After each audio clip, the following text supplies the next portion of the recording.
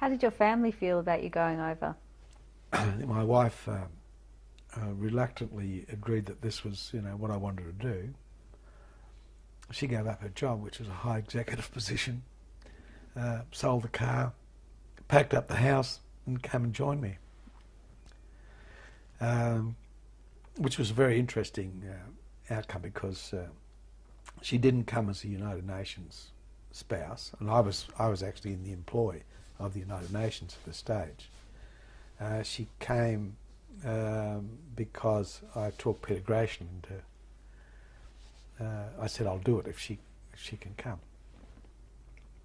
One of the things about these strategic jobs is it's very difficult to have somebody to talk to at night. It's quite lonely in that sense of the word. So that was a very important step in this process and an important ally in the whole process.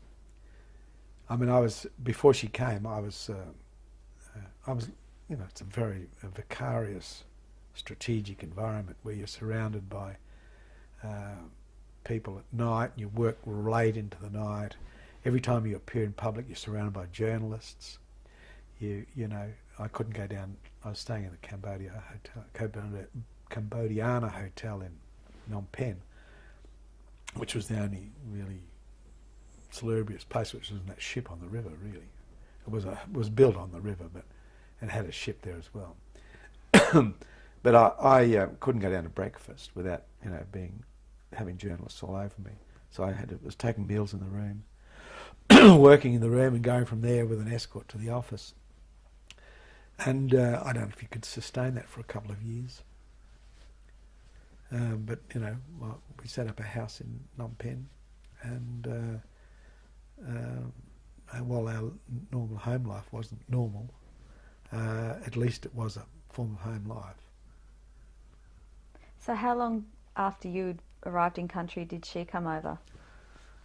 Look, I got engaged almost immediately after the signing of the Paris Agreements in November, and I went over and did the reconnaissance and started the sort of planning process. And then I came back to Canberra, and then I went into New York in January of '92 to get engaged in the detailed planning process, and to make sure that the UN didn't lose the momentum that had come from the Paris Agreements. That's another story in itself. And then I went in February as the commander, and she came in May, I think, of